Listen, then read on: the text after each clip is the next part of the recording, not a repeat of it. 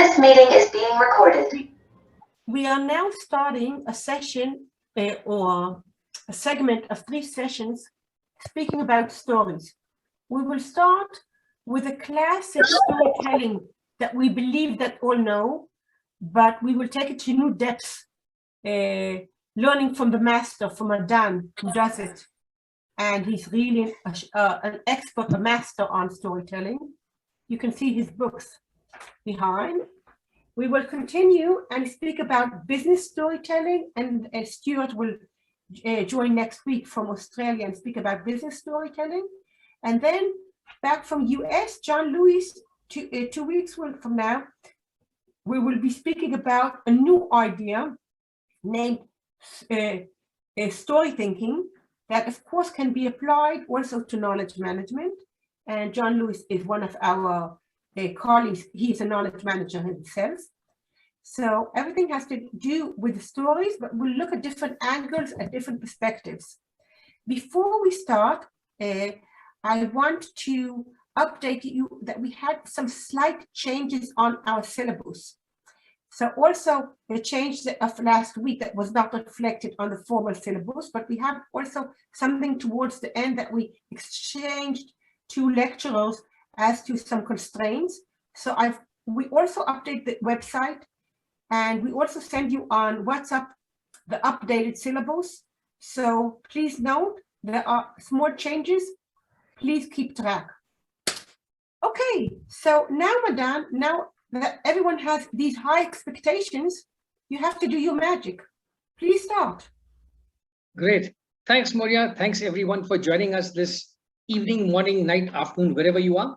This is going to be the most fun lecture, the most fun workshop of this course. I'm sure all the other ones are fun also, just joking. But believe me, this is going to be a nice mix of fun, activity, information, insights, and so on. My name is Madan from Bangalore in India. It's a nice hot summer day here, and mango season has just started. So I'm in a very good mood today. So I'm going to run you through this presentation in 3 parts. In the first part, I will run you through some frameworks and case studies and literature of storytelling, especially in the context of better sharing knowledge. I'll give you a lot of examples of companies who do storytelling for knowledge sharing, and I'll end with some tips for all of you. In the middle, there's also going to be a short 10-minute activity in a group for all of you. Okay, so as mentioned, my name is Madan. I do consulting and writing in this field of knowledge management, innovation, storytelling, and digital media. Here are some of my books. They're on Amazon. Please help a struggling author. Today, I'm going to talk more about storytelling, and I'm going to share with you a lot of links and resources. Some of the books I just mentioned, you can find reviews of these and more than 300 other books on this link. I've come up with a tool called the Changemaker Story Canvas, which we shall discuss a bit later.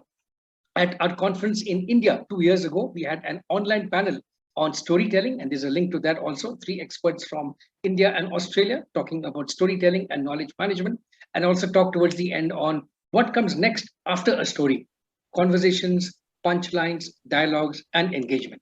So storytelling is a very hot topic. Every year, there are several books published about storytelling. Here are some of the ones that I particularly like, and you can find reviews of all these 7 books on the link that I shared with you in this previous slide. I'll also share with you today some of the key insights from these books. What are their recommendations for storytelling? I'll add also some of my own experiences and case studies. So storytelling is used in different stages of what I call the knowledge spiral. The knowledge spiral begins with somebody gets an idea on how to do something better and want to share this. So a key part of this story in this stage is inspiration, excitement, curiosity, and so on. Then you come up with, here's a way of doing something better. Now the aim of the story is how to convince other people to follow what I do, not just get interested in what I'm doing, but to follow and adopt what I'm doing.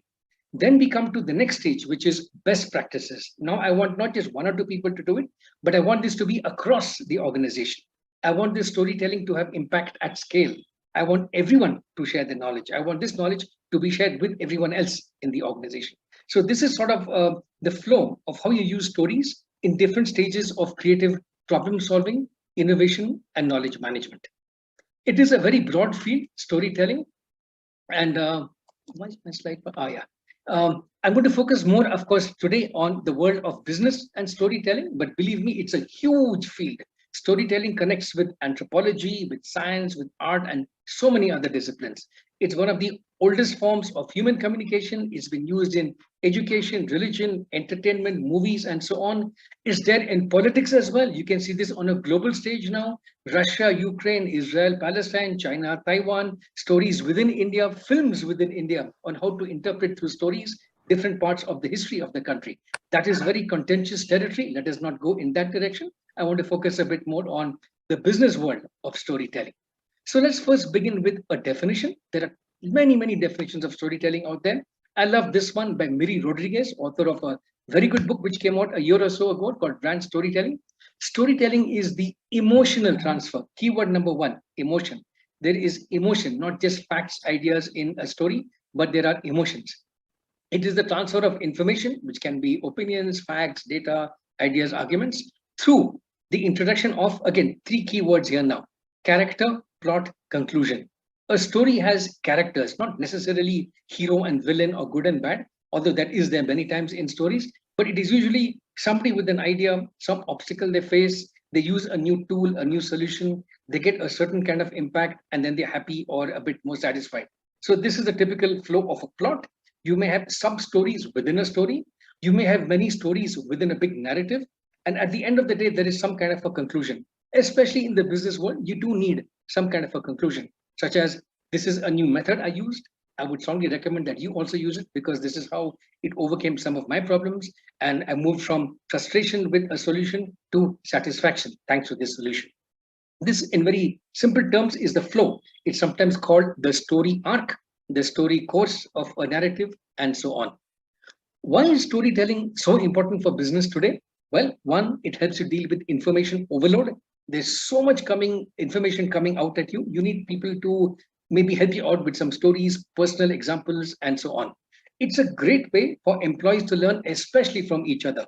Peer learning happens a lot through storytelling, and it is through storytelling that you can ground all these information and insights into actual experience.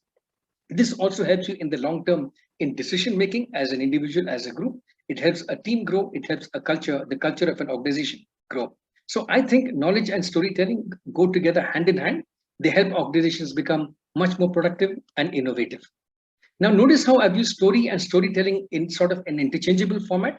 There are two parts to story. One is the content of a story, and the second part is the process of story. The process of story is of three types. One is story listening, how to tune into a story, how to tell a good story from a mediocre story, how to tell a story from an anti-story. I'll explain what that means a bit later. Second part is storytelling. How do you tell your own story? How do you refine your own story? And finally, story crafting. How do you make it perfect? How do you adjust the story to different audiences? How do you craft the story for knowledge sharing for a new employee, a seasoned employee, a competitor, an industry partner, and so on? So from the content point of view of stories, there are two factors to look at. The type, which is it a success story? Is it a failure story? I'll come to these types a bit later. The format. So currently I'm talking to you, so it's verbal coming through video. I could also talk to you face to face. I could use even immersive media. So metaverse is this big buzzword now. That's going to have a big connection with storytelling. You also need to build it as a discipline. So storytelling is also a craft. You need to know how to collect stories, how to rehearse your stories, how to amplify the stories using social media, corporate newsletters, and so on. What are the success factors for a good story? Well, of course, as I mentioned, emotion should connect in some way. A story is more than a case study. It's more than facts. There's some emotional connection happening.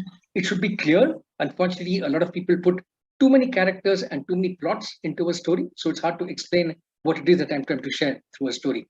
There should be authenticity also. Today, thanks to social media, customers have a very high filter for bullshit, so to speak. They can see when somebody's giving a yarn and spinning some kind of facts. They know exactly when somebody is authentic or not. Particularly in the case of failure stories, where you want to share with somebody a failure that you went through and how they should avoid that failure, there should be a sense of vulnerability. You should be willing to admit that in this story of knowledge sharing, I made a mistake and I want you to learn from my mistakes and from my lessons as well. Okay. And ultimately, at the end of the day, the story should have a good punchline. It should be memorable so that other people can also retell it to other people. So in sum, storytelling is a science, it's an art, and it's a craft. In the world of knowledge management, how would we all use storytelling? Well, there are 5 areas where I would see storytelling being used very heavily in knowledge management. First of all, at the leadership level, the CKO, the heads of communities of practice and so on. How do they share the vision of what we're trying to do? How do we share the vision of the organization as a knowledge organization? All these come out in not just the mission and strategy of the company, but in stories about the strategy of the company. Even the way you create the story, the strategy is a story in itself. Then you have product stories. So a lot of the big IT companies, for example, have stories of how this product was created, how it morphed from version 1 to version 2 to version 3, and what are the impacts of this solution, of this product, and so on. From a pure learning perspective, employee stories are very important for performance enhancement, for the journey, the growth of the employee in the organization. Notice how people tell different kinds of stories in day 1, month 1, year 1, and year 10 when they're in an organization. You also have customer stories. You need to be able to tell customers their stories so you can understand how to contextualize what they go through into the context of your own offerings of the company. So there's a discipline called, a practice called story prompting. How to prompt a customer to share what they're going through so that you can understand and come up with a better service or a product for them. So typically you want to look at what are the frustrations the customer goes through, what kind of impact are they looking for in a solution, and so on. And last but not least are, of course, the business partner stories. The stories from your vendors, your systems integrators, your distributors, suppliers, other kinds of ecosystem partners, investors, maybe things of that sort. What are their stories? How do you connect your activities to what they are going through? So this is the entire landscape of communication, actually, business communication, within which you need to embed stories to share knowledge, share experiences, and best practice.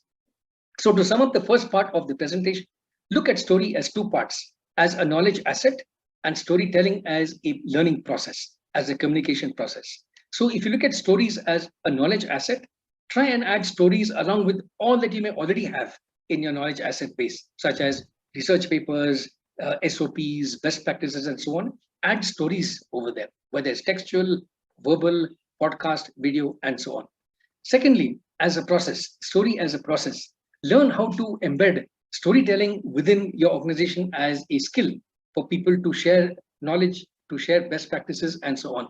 So in addition to whatever you already have in terms of facilitating brainstorming sessions, quizzes, other kinds of L&D activities, add storytelling. I'll share with you examples later on of how companies have done storytelling as an organizational practice within the company.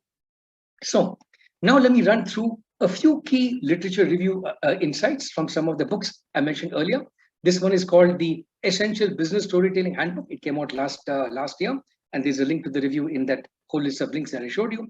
And it says that when you do storytelling in the context of internal corporate media, such as newsletters and internal social media, you need to take a look at what are some of the visuals that go with the story. What is the headline of the story? How clear is the story for different audiences? You need to differentiate how you tell the same story with different channels. Mainstream media is one, internal and external social media is another one, podcasts. You could even sponsor the story as a sponsored content in the mainstream media. So these are different ways of sharing a company's achievements in different kinds of media. Here again, there are different kinds of stories. I'll come to this again a bit later. Stories about how you overcame a crisis like the pandemic. Resilience stories have become very popular during the pandemic, especially in the new normal. I'll come to that also a bit later. This is another great book on story elements in the innovation journey.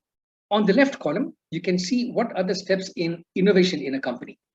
Visioning, ideation, prototyping, getting stakeholders like investors on board, and so on.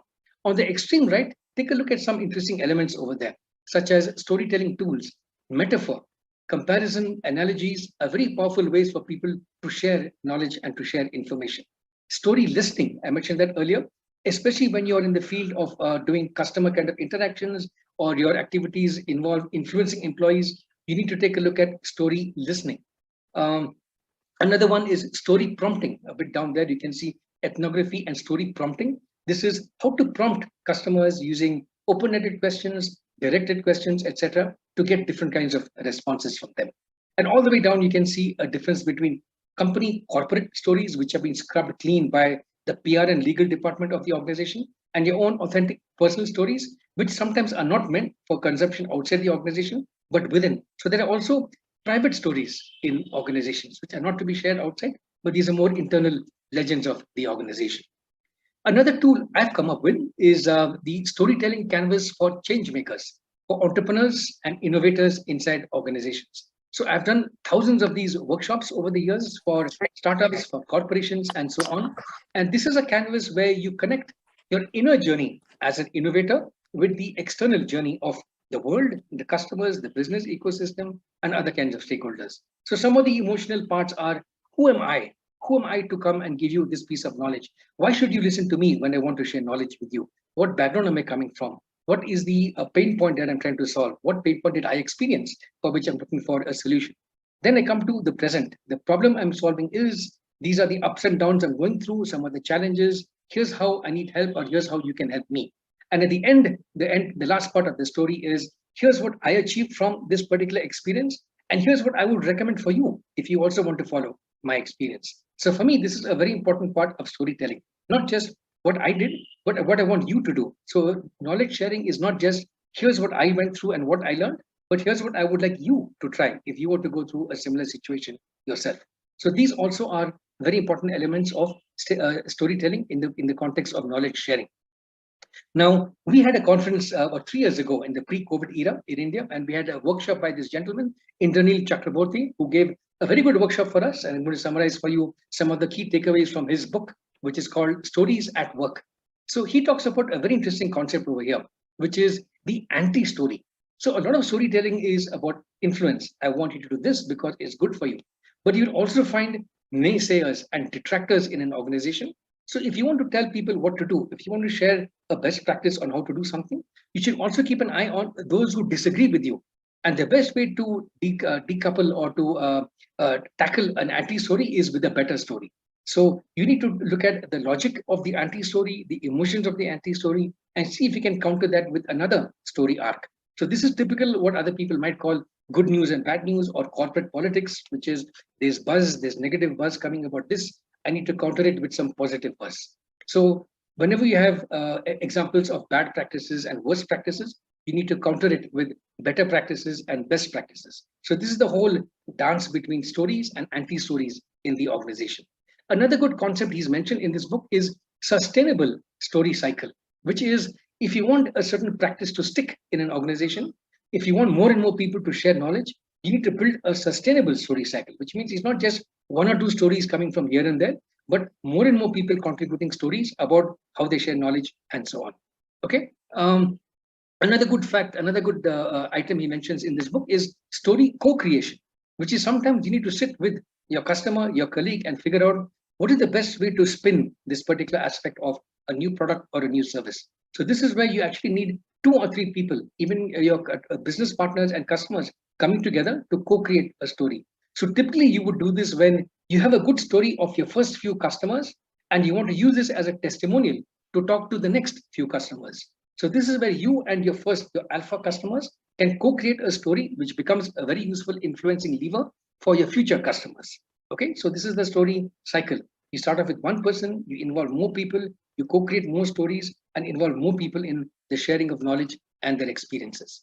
Now, we come to a fun part of the activity. We are about halfway through this workshop, this lecture. I want you to break into groups of about 5 or 6 people each and talk about some things which I will discuss later on in the workshop, which is A, if storytelling is so nice, how come storytelling isn't as popular as it should be? What are the misconceptions in storytelling? I want to hear some of this from you. That is the first part. Discuss maybe for 5 minutes each. What are some misconceptions, misunderstanding about storytelling, either that you have or that you've heard in your organization or elsewhere?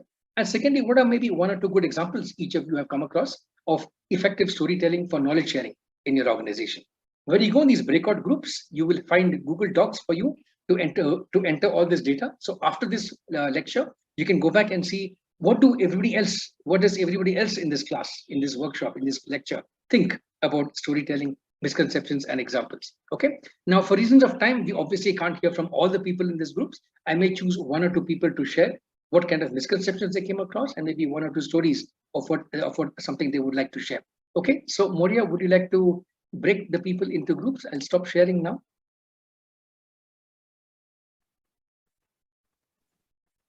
Do I have right to break people into groups? Moria, your mic is off. I need to create groups of. Moria, Oh, Moria, your mic is off. Oh, okay. Yeah. I opened the rooms. In a minute, I'll open the rooms. Please see on the chat the regular way, the Google slide. Anat shared the Google slides that you can use. And of course, Madame can go through them in order to see what you're writing while you're writing. 10 minutes from now, let's go. Yeah.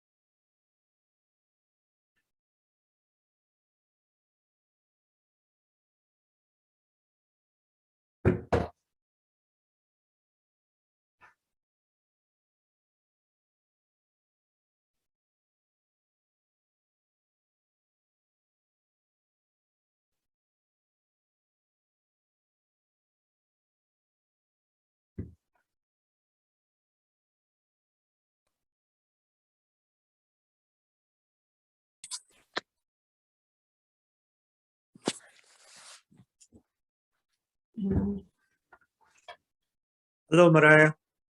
Hi. Hi, I got kicked out of my meeting room. Can you put me Okay, in what room do you want to be, please? number 7, please? Great. You are invited to room number 7. Thank you. Great.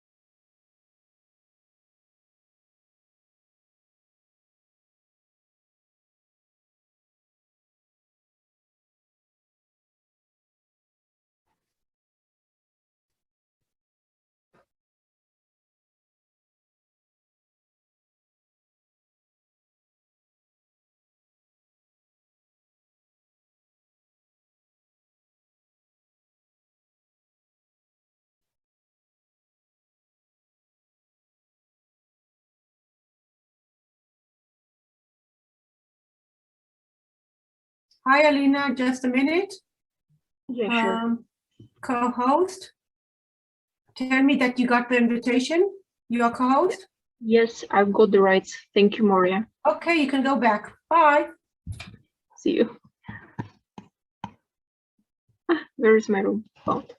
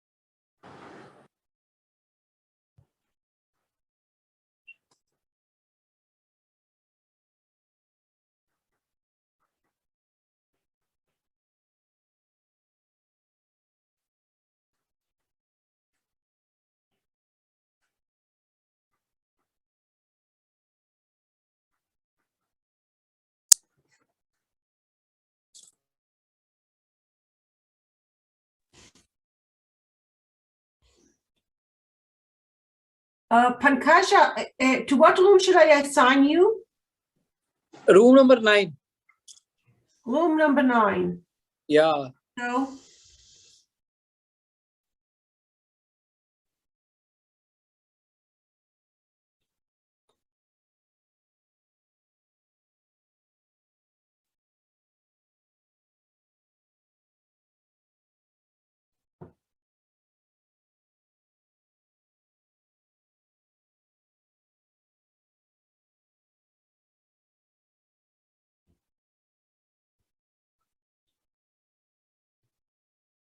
and room number 9, I see that we didn't start reading, writing yet.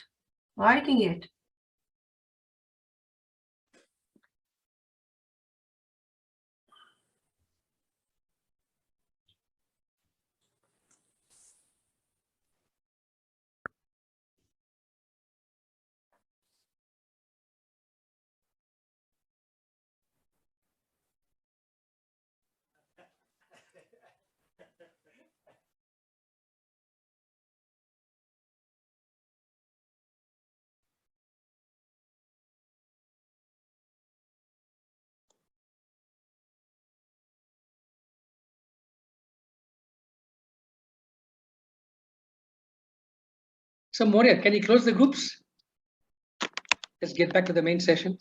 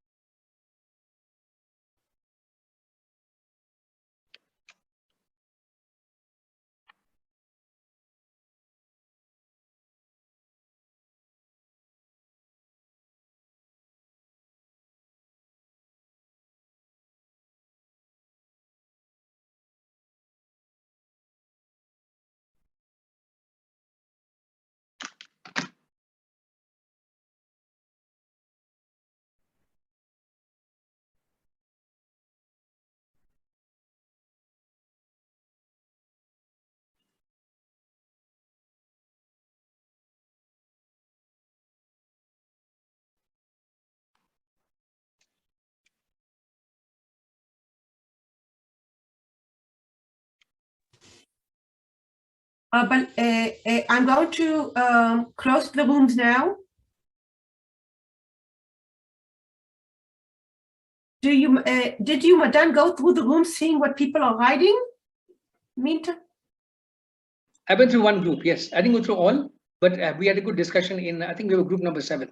Yes, but go through the rooms and see what you see. If you can go through the rooms and see some good ideas, because you're going Yeah. speak Will with do. everyone.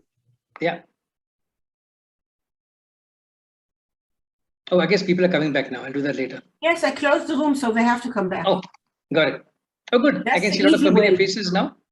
And let me share my screen again. Hi, Stuart. Hi, Moria. Okay, everyone. Sorry to break up the party, but we have to move on. Just a with minute, this, just a minute, workshop. just a minute. Oh, Wait, we have another something like 20 seconds until everyone is joining 20 back. seconds. Okay, yeah. Hi, Stuart. How are you? So far, so good. Great, Madan. It's great. You are laying down the foundation for mine next week beautifully. I'll give you $20 later. Okay, you in can the now second part of the continue. workshop, yeah. So in the Madan? second part of the workshop, Stuart, I will mention the lead into you guys. Madan? Okay, everyone. Yeah. Yes. Please go. Okay, everyone. Welcome back to the main session. I'm sorry to break up the party, but we're going to come back for the next last 20 minutes or so. But two very important things I hope you notice in the breakout session. One, the story circle and story listening. So once you ask people to start sharing stories, it triggers off almost unconsciously memories of other kinds of things that you had gone through yourself, and you start sharing your own story. And the more you have people sharing, especially authentic stories, even contrarian stories, the better it is. You're going to hear much more about these aspects of story listening, more of the emotional cognitive aspects of storytelling in 2 of the future lectures in this course. Okay, but just to focus on this part, what are some misconceptions? We don't have time to go through all the groups, obviously, but I hope you've typed some of them in the Google Docs. Some things which come up typically are when you tell a story to someone, the boss might say, look, just tell me the facts. I don't want to hear stories. Okay, so subconsciously people think stories are too emotional, you're wishy-washy, you're trying to obfuscate the facts, you're trying to fabricate something, people say, give me the facts, not stories. So as if stories are false or stories are going away from the main thing. So unfortunately, these perceptions do exist, and you as a storyteller need to find a way to combat these anti-stories and these emotional, these naysayers who don't want to bring emotion into the corporate world. Anybody who tells you emotion doesn't work, it doesn't run in the corporate world, please look at social media. You will see so many employees bitching and complaining about their bosses, their colleagues, their products, their services. Emotion is alive and well and kicking, thanks, unfortunately, or maybe well, fortunately, due to social media. Okay, so you as a storyteller, as somebody who likes to advocate storytelling, please keep the fact that emotion is a very important part of the way people function in the corporate workspace as well. Now I'm going to give you some more examples. The first example I'll give you with is from our network of the Global Virtual Collaboration Team. Some of you already have been a part of this. GVC is a discipline, it's a culture, it's a mindset of how should people connect globally, online to collaborate. There's a whole website with all information on these methodologies, desirable value traits, and so on.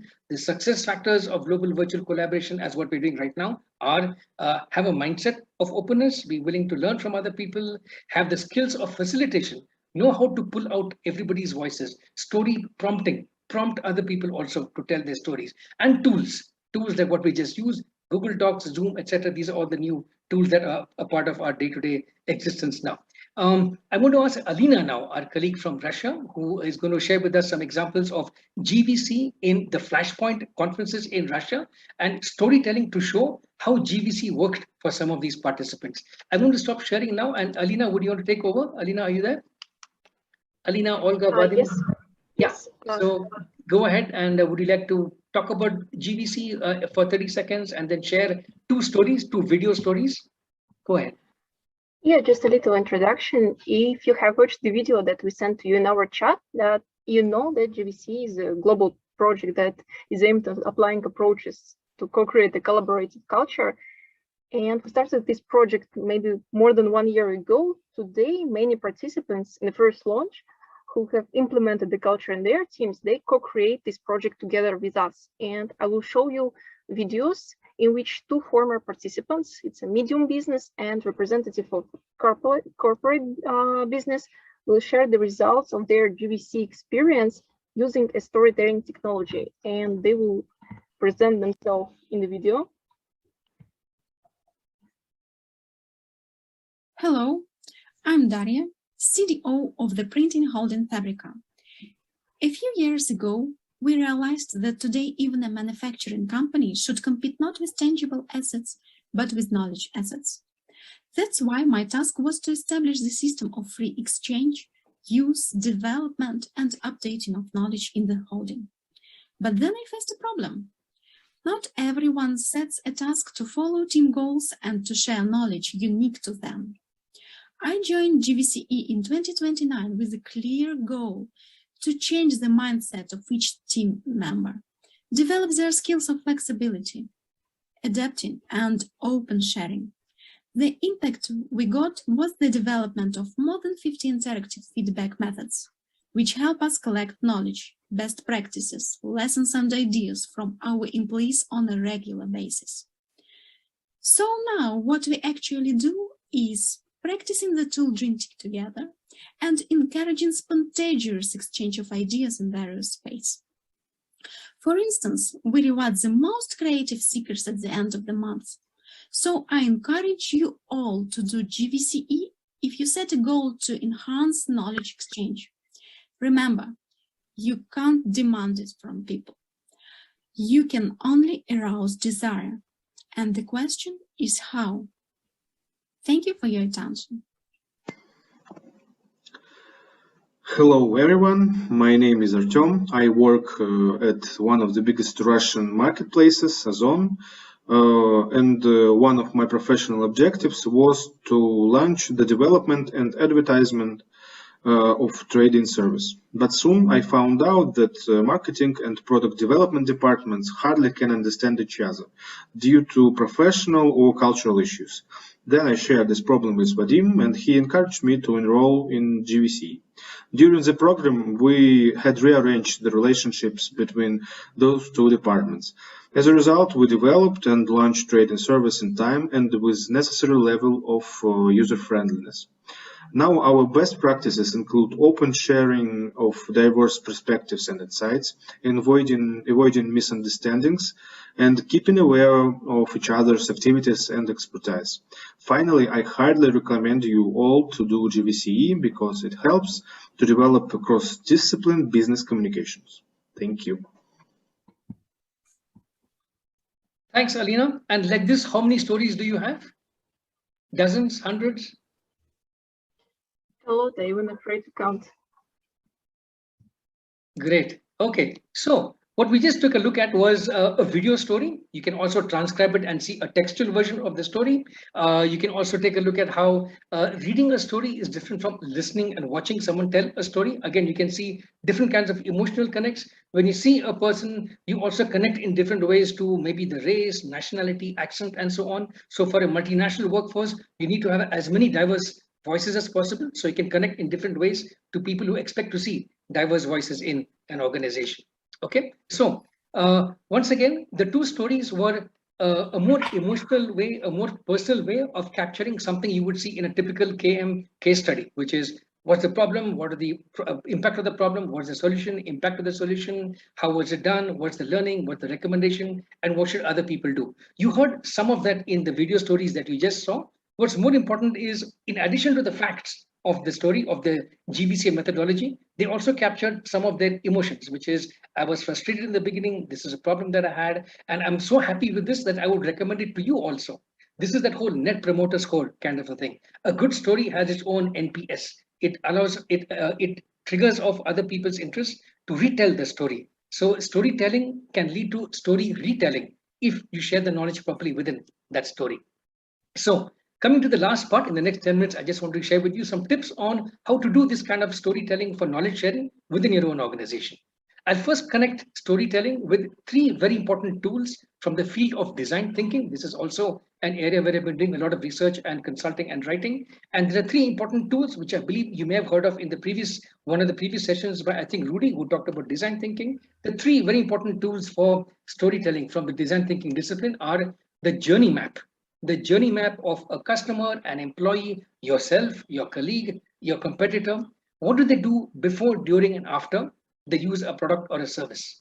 What were the goals? What are the emotions in each of these different phases? And based on that, what was the impact and what are the key learnings? Very important to understand the journey of a storyteller so that you can understand and share the experience that much better. The second one is the empathy map. Empathy is how do you understand what a person does and says, as well as what they think and feel.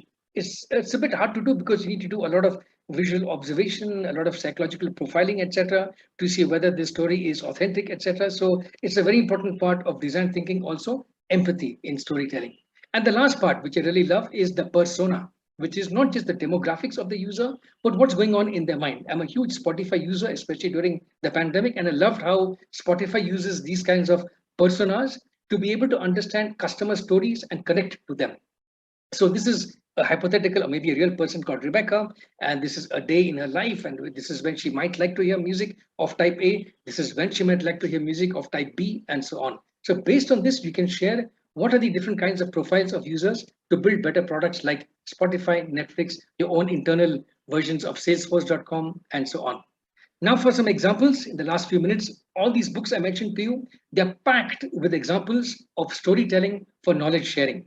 Ritz-Carlton and Wynn Resorts, very heavily used in the hospitality sector to share stories of who are the best customers, the worst customers, how to deal with angry customers, and so on.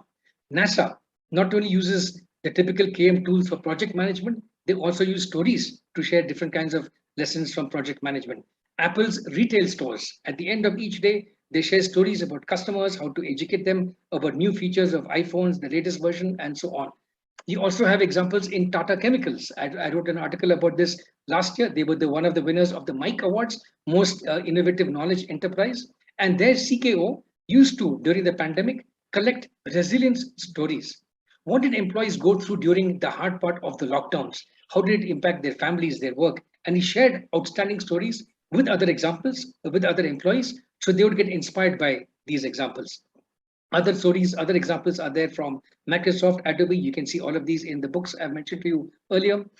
Even during the pandemic, I'm not sure if Randhir is in the class today, but Randhir, one of the knowledge management experts in our community here in Bangalore, even talked about how knowledge sharing was used during storytelling in the pandemic era.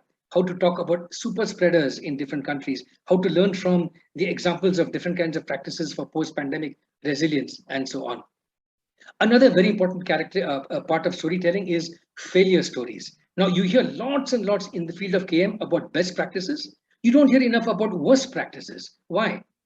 Because people don't feel very comfortable talking about failure. They feel it's a loss of face in some cultures. They feel it may affect their promotion. There's a whole bunch of reasons why people don't want to share failure stories. But this is a very important part of everyone's learning. Any successful business person, entrepreneur, scientist will tell you truth comes from learning from mistakes and failure. And you must learn in an organization how to deal with failure, how to share failure, etc. So you as knowledge leaders, knowledge managers, knowledge heads, etc., must create an environment where people feel comfortable talking about stories, how to share stories of failure, and even get rewards for sharing failure stories. For example, in Avon, if you see something wrong, you can raise a hand and say, I think this sucks, I think this is wrong, we're doing things the wrong way, let's correct it. Johnson & Johnson, the classic example of the Tylenol debacle from the 1980s, how they learned from the mistakes of the Tylenol distribution, how they recovered and how they won back market share and customer stakeholder interest from them. The Tata Group has an award called I Dared to Try. So even if you tried something and failed, if you did your best and got at least something, you get rewarded for it. So that is how you build a culture where failure stories are rewarded, are shared, and so on. So to sum up, I want to leave some time for Q&A at the end if we have some time. The key impacts of storytelling on knowledge management are energized communication. You will notice that the more people tell stories, some are happy stories, angry, funny, humorous, contentious, etc., but they energize communication. You also increase empathy when you share stories because now you're hearing something from a first person. It's not just something they read in a corporate manual, which is okay, but they contextualize it with their own personal experience. It can improve motivation, speed up learning, very importantly, understand and learn from failure, and ultimately make better decisions. In sum, what are some future trends that I see in this space? Immersive telling in the corporate workplace. So the use of AR and VR to share stories. So you can actually build a VR interface, tell your story, and allow people to experience what you went through in that story. This is used not just in education, but also in storytelling. The metaverse, the great big buzzword of the last few months. Of course, AR and VR and blockchain and so on have been around for years, but now there's a very convenient umbrella term called the metaverse to refer to these different environments. Some of it is for fictitious storytelling and gaming, as in the entertainment world, but some of it is also for corporate education, scenario planning.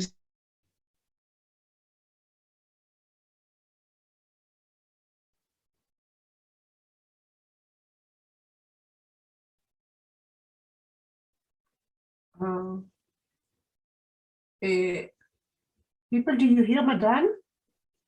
No, I think his connection I think is. we lost him. Yes. Just a minute. He froze. I'll call him. Just a minute. I'm sorry.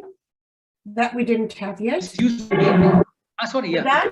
Madan, Yeah, we lost you for something like 30 seconds.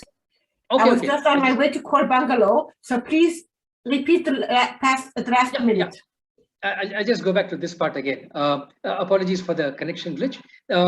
Immersive storytelling and the metaverse is a very big trend in this space. A lot of companies are staking their ground in not just entertainment and media and those kinds of things, but also corporate training, corporate education in this immersive world. So there's a huge potential for very rich media storytelling using AR and VR. For those of you with a tech background, AI and ML are becoming very useful for extracting story elements. Notice how Alina presented to us 2 stories. I'm sure she has dozens, maybe hundreds of stories of what people went through in the GBC exercise. It's very hard for you to sit down and take notes on a piece of paper. You can do it, but it's tough to do this when you do story analysis at scale. So this is where tools like AI and ML help you crunch data on what are the common elements in the story, what's the emotional profile. You can read the facial expressions using different kinds of facial recognition software. You can even do story generation. This is already happening, by the way. There are many news agencies who use AI software to generate stories. So once you get the facts, you can generate a new story. Of course, these are more factual stories and not so much of the emotional type. But we are seeing AI and ML making big inroads into this particular space. Storytelling, of course, is not the be all and end all of corporate communication. Storytelling is very powerful if we follow it up with conversations. You heard a very good section on a lecture on conversations by David Gertin, who talked about the knowledge cafe, etc. Stories are good ways to trigger off conversations. So if you are in this whole field of meaningful conversations, conversations that matter, and so on, stories are very good triggers for conversations, and they're very good elements for engagement. We are now seeing a lot of storytelling being used in this hybrid kind of context, which is conferences where half the people are there physically in the room and the other half are somewhere else virtually. So how do you tell stories, excuse me, in this kind of a hybrid format is becoming very important. And last but not least, data storytelling. We are awash in a world of data, where there's data coming to us as insights, data we need to put out there to explain what's happening, and so on. So data storytelling is becoming very important for fields like data science, big data analytics, and so on, to be able to explain what is the story behind this data, what is the real movement, what is the plot behind this particular data chart, and so on and so forth. So with that, I come to the end of the presentation. Here again are the links that I mentioned earlier. Reviews of the books I just mentioned and I summed up are there. Those of you who want to come up with your own story canvas, you can use this one as a template, the Changemaker Story Canvas. Insights from our conference from 2 years ago, very good timeless insights are captured in this article. And I also capture the highlight, the punchlines of stories every week in stories that I read in a column called Story Bites, stories of technology change, stories of leadership, business knowledge, and so on. So with that, we have, I think, 2-3 minutes left for Q&A. Moria, should we open up for questions and so on? Yes, we have a question. Please raise your hand, but I can see we can start with the question of Jude Vansever. No, well, we had some, I've lost my my way with the questions and the comments. Does anyone want to ask anything? Just shout out. The person with the loudest voice wins. Shout, or just raise your hand, whatever is more convenient to you. Mother Rudy here. Yeah, Mother Rudy here. Would you like to give an example of an anti-story? Yeah, an anti-story is a great And then example. Christina. Yeah, open source. When open source first came out, a lot of people said open source is great. It has all this knowledge behind it. It's robust, etc. The anti-story was, oh, but wait a minute. It's very difficult to manage all these different kinds of modules. How do you integrate it? How do you get quality? How do you get guaranteed performance from an open source module? So along came a whole bunch of consulting companies. Red Hat is a great example. They use all these anti-stories about open source to say, hey, we got corporate background. We know how to make this work. You pay us for it. So the software is free, open source, but you pay us to teach you how to use the open source. So they use the sort of anti-story against open source to ride the whole wave and get people to use open source, but certified by Red Hat. So that's one example of listening to customer stories and use the anti-story. Another fantastic example is this company called Freshworks. It's a SaaS company. They use anti-stories about Zendesk. Zendesk was one of the market leaders in SaaS, and they increased the price of their products in a sudden jump. So there's a huge customer backlash against Zendesk. In jumped Freshworks and said, aha, so you guys think price point is an issue? We have a much more affordable product, and all these features which are too pricey, we'll make it affordable for you.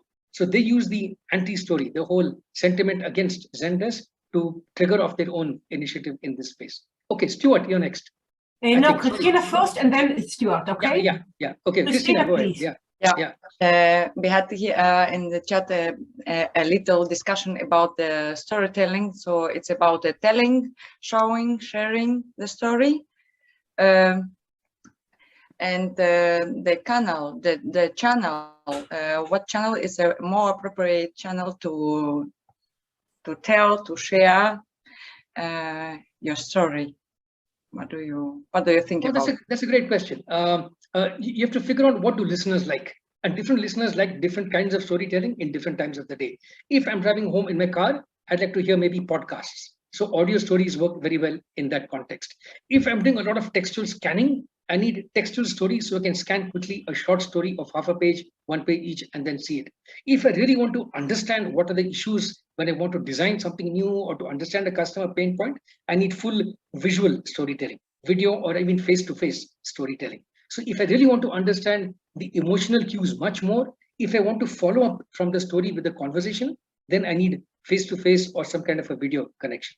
So each channel has its advantages and disadvantages for storytelling, and you need to figure out which one works best for you. And it's always a learning curve. For example, I'm not that active in the podcast space, but I do a lot of stuff in the writing space. So I need to, if I want to get into podcasts, I either need to learn it or find somebody else in the organization who can teach me how to do storytelling in the podcast. So that's a great question. You have to sort of do a matrix for each. The columns could be all the different types of media, and the rows could be the advantages and challenges in terms of reach, richness, ability to play it back, ability to search, cost of the bandwidth, and things of that sort. So based on that, you can figure out where is my audience going to be the most useful to get this particular channel. Yeah. Okay. Who's next? Yeah. Yes, so Dan, I remember I talked to you about this in Singapore about 10 years ago now, and you really deeply impressed me. And one of the things you said to me was, spend your time building up a library of stories in your head. So as things happen, you've got a story for that, and you can guide people where you want to take them. Do you think I could put you quickly on the spot and get you to tell a story off the top of your head, say about solving a complex business problem? Yeah, sure. Can you show everyone how you would do that? Yeah, great. Well, a big challenge that I had in the early days of all this Zoom kind of stuff was how to figure out what's the best angle, what's the best place to be in, how authentic to be, etc. So, for example, many of my clients are startups. So they want to see a very casually dressed person, a t-shirt is perfectly fine, etc. But we also do the same innovation workshops for the corporate client.